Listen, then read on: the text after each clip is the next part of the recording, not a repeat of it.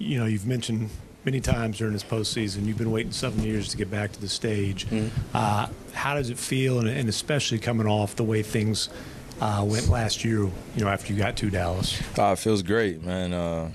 Definitely don't take this moment for granted because of how hard we had to work to get here, and we had to earn our spot into the NBA Finals. And we had to go against some great opponents, OKC, Clippers, Wolves, and I feel like they got us better as a team. They really challenged us on the defensive end, made us focus in, and I thanked every single one of them, like I did the previous 2 series, for making me better.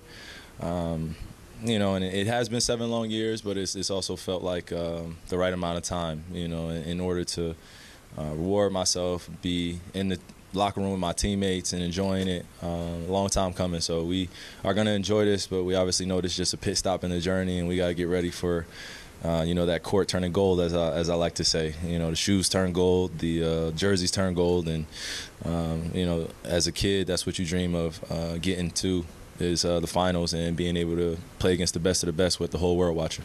And tonight, Luka obviously comes out and he's hitting shots, he's sneering at the crowd. It's kind of the full Luka experience to start things off. What's your feeling when you see him in that mode to open the game? Man, I was enjoying it just like everyone else was. He had 20 points, I think, in like 6 minutes or 7 minutes, and you're just watching a special performance take place. But, as a teammate, you just want to continue to do the little things to bring the lead a little bit further along and just continue to play well. We were happy where we were, but we weren't satisfied because we knew it was a long game. But when Luka starts off the game like that, I mean, we're a tough team to beat. So, kudos to him having a great series, a great playoff run in general, but just leading us that way and being able to kind of ease the tension a little bit and the emotions, starting off the game. You see our guy, Luka, scoring 20 like that. I mean, it eases everybody's pressure a little bit. What was going through your mind? Get 0, you guys have the ceremony, you're walking into the locker room with the trophy. What's kind of racing through your mind at that time? Man, just trying to enjoy the moment with my teammates and just think about, the way we felt during shoot-around, all the preparation it took to get to this moment. We couldn't avoid the future if we wanted to. It was coming anyway. So, I just had that utmost confidence when I was going to sleep last night, waking up and shooting around, like I said, and just feeling like we were going to play one of our best games. And you didn't know how it was going to happen, but I felt that way. And that's the type of confidence that, I felt majority of this playoffs is just, no matter what's going on in the beginning of the game, middle of the game, before the game, our words of affirmation and positivity go a long way, and just making sure we settle the group, get ready. For someone who got here early in his career, then had an absence, and then got back to it, where's your appreciation level for? I had 3 years of losing.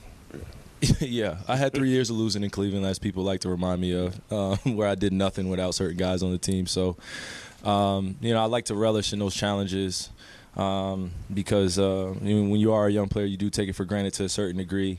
But now that I'm in my 30s and I'm able to kind of stand on my own square more comfortably, more confidently, and know what my presence holds, know what my leadership is capable of doing when I'm around good people and they're supporting me selflessly. You just look back at all the failures, just on the other side of success. So just continue to chop wood, carry water, stay poised, make sure that we keep the main thing, and acknowledge how far we've grown. And how long it took to get to this moment. So I try to quantify the last 7 years, but it's really been my whole entire career. This is a long career, and I like to look at it that way. It's a journey. So grateful to be here with my teammates, though, and our staff, and everybody doing the little things for us to stay prepared and, just give us that good energy, man. I felt it all around us tonight. Kyrie, to that point, as this team came together and kept getting better, your teammates, your coaches, they talked a lot about the impact you have off the court and your leadership style and your voice. And really, your story feels like it's changing a bit right now. And on the one hand, I know you've always tried to block that out, but what does it mean to have some of that energy starting to get recognized out in this space? What do you mean? I mean, the way you interact with your teammates, the way you lift the guys up, and coming off a couple of years of a lot of negativity and having the energy. Just in the public. I mean, Brooklyn, Boston, you're going to see your own team now. I mean, the mood has changed. No, just how does it feel to have it recognized? What do you mean, like?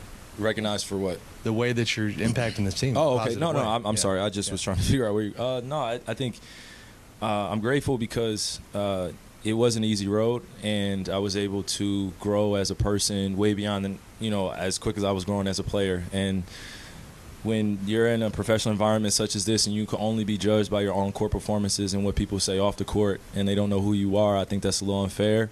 But that's the life we live in, and then life is not fair all the time. So I just stopped being a kid towards this industry and really grew up and grew my wings. I had another phrase I wanted to say, but, I just developed a mentality to be able to brush off a lot of that stuff and realize that, when they're talking about me or saying things about me as a teammate, it's been a lot of people. It's too many people to name, but that's not where my focus has been. It's always been on making sure my teammates understand who I am and what I want to accomplish with them, and being selfless in my approach, and also realizing that, everyone's going to have a past. Everyone's going to be judged for that. But I think putting your best foot forward and focus on the future is the best place to be. All the stories and narratives are going to exist forever. I'm sure I'll hear it until I retire. But again, this is what comes with this industry. This is a very young league. It's 75 years, 76 years in the making. People think it's like 100+ years like other leagues, but there are no rules in this. And being a professional and coming to work every single day, that's what I want to be remembered as. And my off-the-court aspects of making people better, or them making me better, is something I like to lay my hat on too, because it matters as a human being. I've been there for these guys. They've been there for me. I've told them some very intimate things, very vulnerable things about who I am and what I've dealt with, and they've been able to really shower me with the support and love that's needed for any human being, not just because I'm Kyrie Irving and the way that they, see me in the public eye. They really protect me, and I protect them, and I'm grateful for them. That's all I've ever asked for, is from an organization or my teammates, is for them to protect me the same way I protect them, because I go out of my way to speak good things about people, to be in the right place for them, and understand that, human emotions can get the best of you, but how you respond is how you're going to be remembered.